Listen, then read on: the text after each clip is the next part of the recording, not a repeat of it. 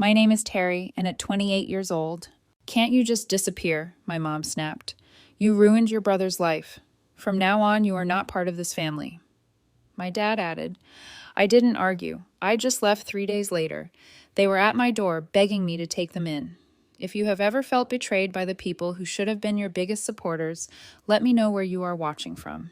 I guess I should have known better. But in our family, Christmas was still sacred.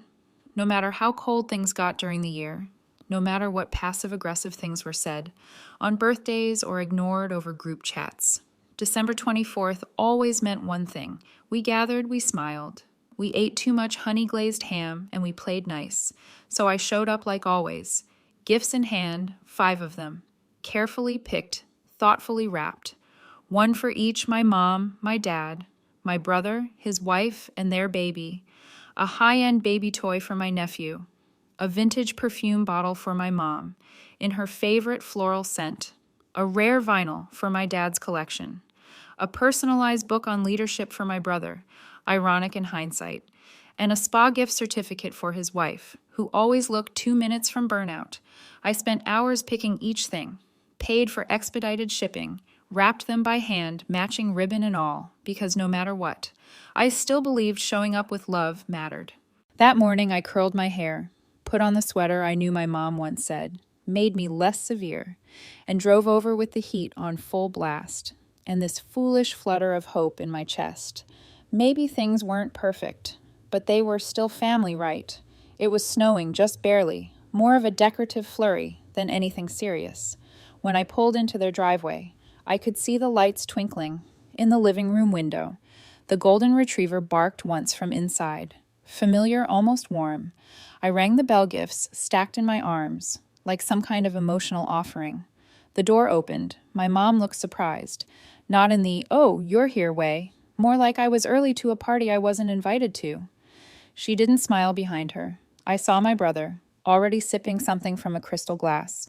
His wife was holding the baby who had that wide-eyed, rubbery-cheeked look that makes you forget every grudge. For 2 seconds, I didn't even get a hello. Instead, my mom stepped forward and said it just like that. Can't you just disappear? I laughed. Not because it was funny, but because I thought I misheard her. Or maybe she was trying to be dramatic. In that annoying, let's not ruin the holidays kind of way, what you ruined your brother's life. She snapped, voice louder now, slicing through the doorway, like it had been waiting all year to get out. She gestured back toward him like he was a monument. Do you even understand what you've done? What this year has cost him? Before I could respond, my dad appeared behind them, arms crossed like some angry mall security guard. And then came the line from now on. You are not part of this family.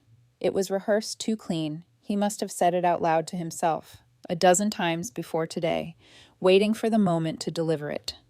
And it landed hard. I didn't say a word.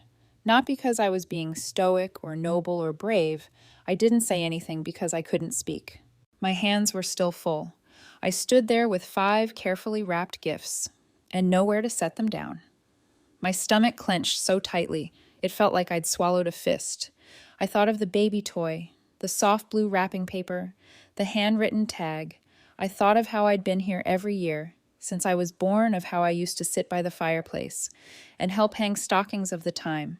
I accidentally spilled cranberry sauce all over the white tablecloth and cried for an hour, and my dad just laughed and told me. It was the most color that table had ever seen. But now I was a stranger with gifts they didn't want. So I nodded, not out of agreement, but because I needed to move to breathe. I turned around, walked back to my car, placed the gifts gently in the back seat, and drove away without looking in the rearview mirror. That night I didn't eat dinner. I just sat on the floor of my apartment with a mug of tea that went cold in my hands, and the sound of someone else's holiday joy. Leaking through my walls, I didn't cry. I wanted to God. I wanted to, but something inside me had snapped quietly, like a thread you didn't know was holding everything together. That was the night I realized something important. Sometimes the worst betrayal doesn't come from enemies, comes from the people who once taught you how to wrap a present, who signed their names next to yours on a holiday card, who raised you to believe love meant showing up until they decided it didn't. And here's the part. One still can't believe I meant it. I didn't argue. I didn't defend myself. I just left because something in me knew. This wasn't the beginning of the end. It was just the beginning, when I was little. I used to think my parents had two sets of eyes. One for my brother Noah, bright proud, always searching for reasons to cheer, and one for me squinting, distant like they were still trying to figure out what. Exactly I was supposed to be. I wasn't loud, I wasn't messy, I didn't crash bikes or climb on counters, or need rescuing from anything. I was the quiet kid, always off to the side with a book or a project, trying not to ask for too much.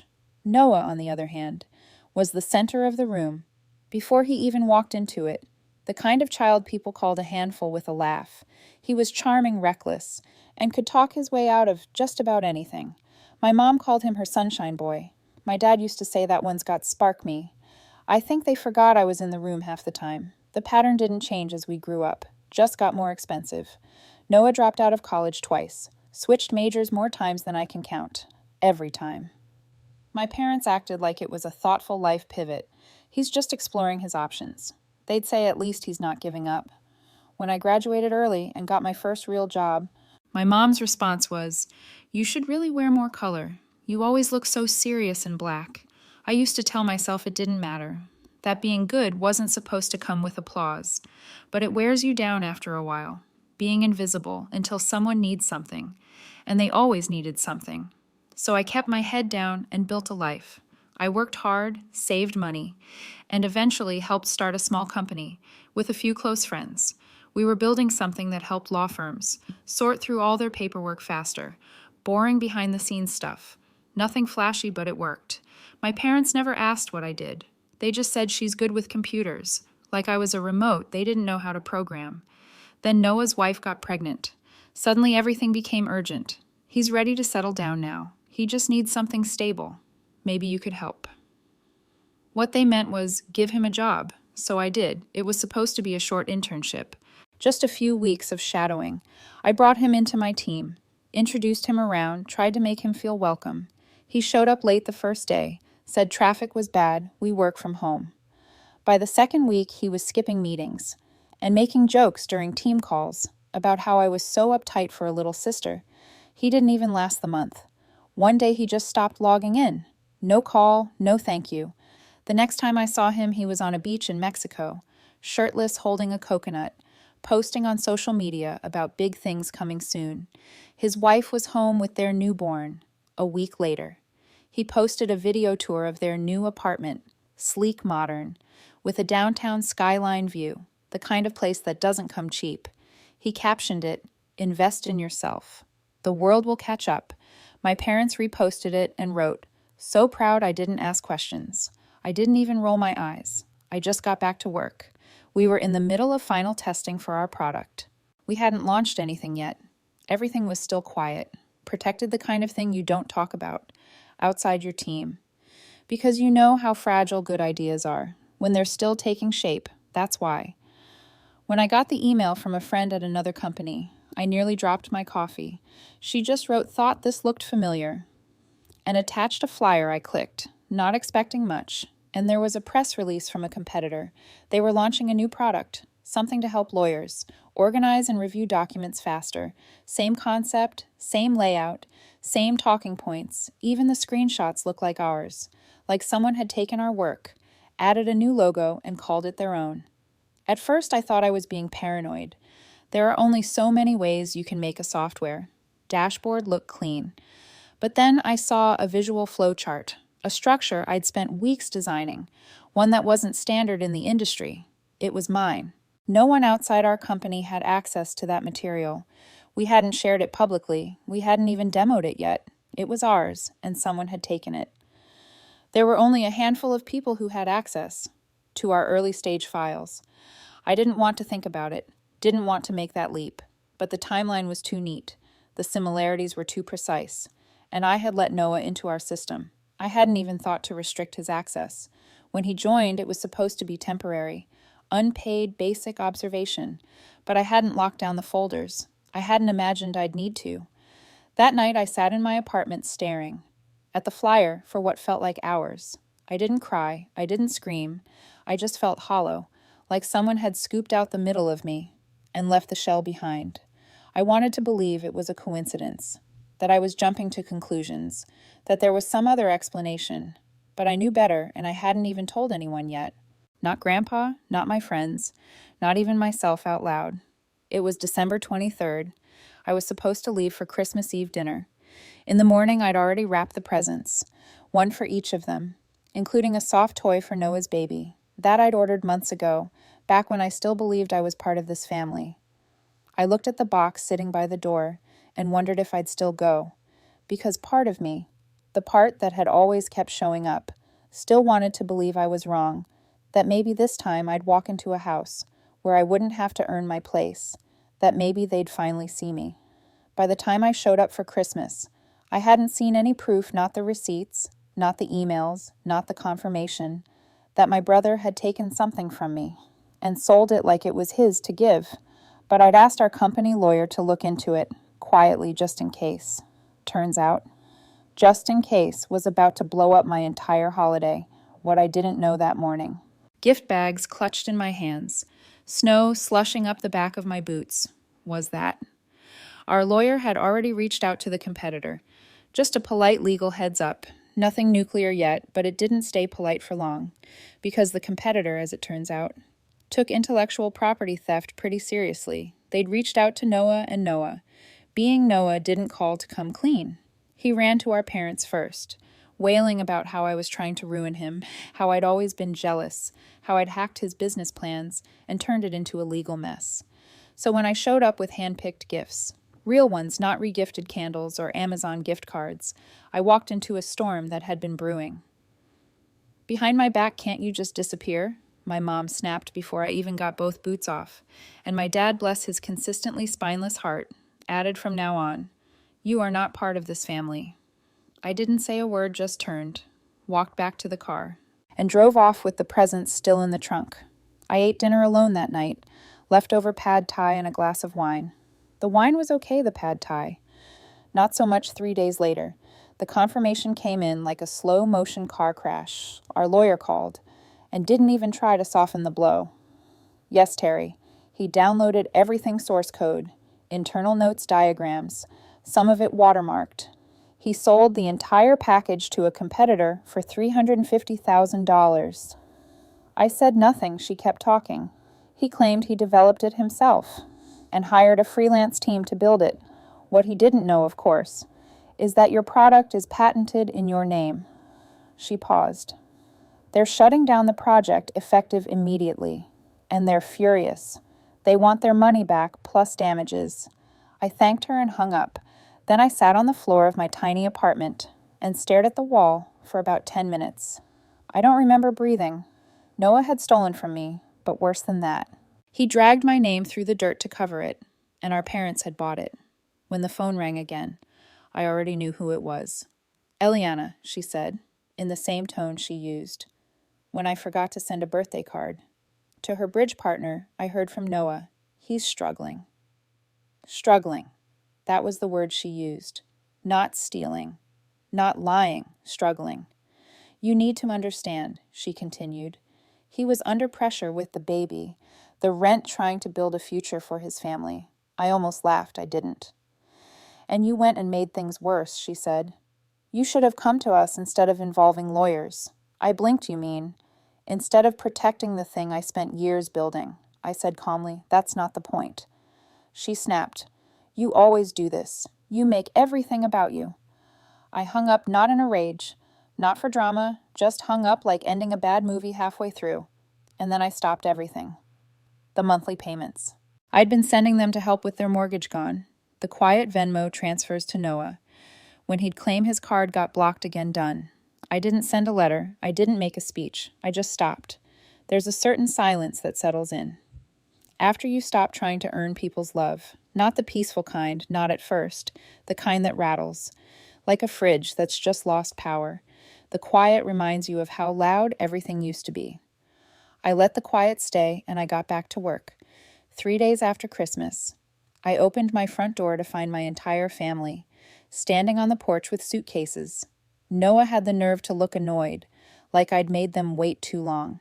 My mom had that brittle smile she used when trying to appear reasonable for the neighbors, and my dad, while he was holding a crock pot, which I guess was his idea of a peace offering. Just for a few days, Mom said breezily, stepping forward like this was a hotel. Check in, the house is being remodeled, to get it ready to sell. I blinked. You're selling the house. She nodded, like I should be proud. We've got a staging company coming in. Fresh paint, new fixtures. That sort of thing. We can't stay there while they work. Obviously, it's chaos. Noah rolled his eyes. It's literally your fault we have to do this, and we thought Mom continued ignoring him. It just made sense to come here. You've got space and you owe your family.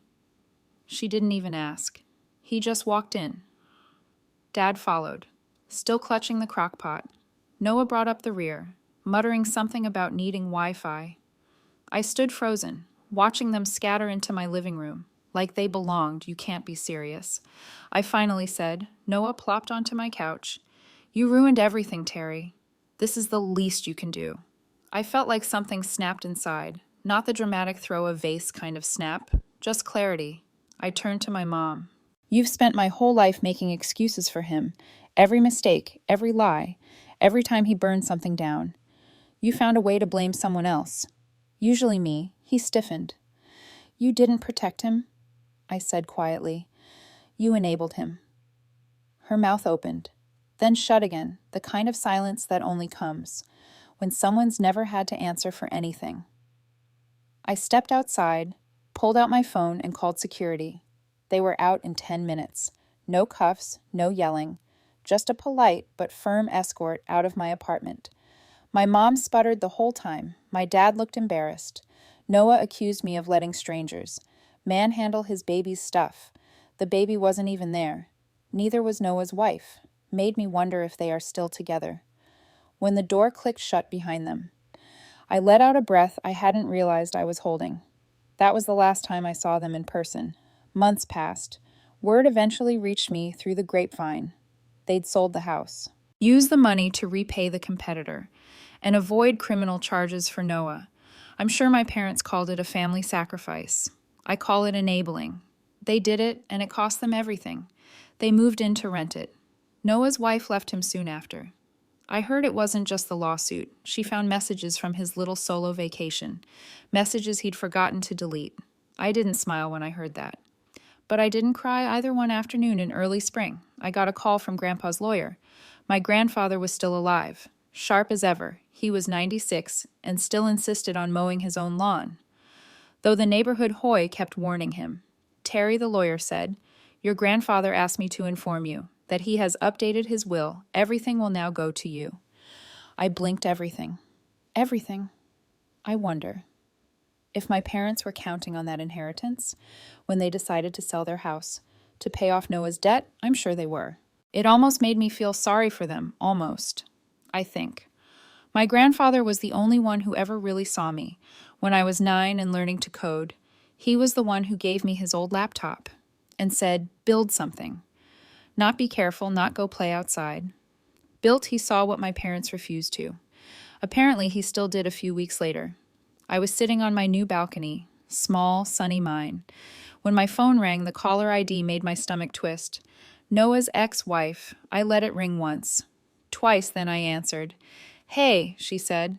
I'm not calling for money. I laughed short and sharp.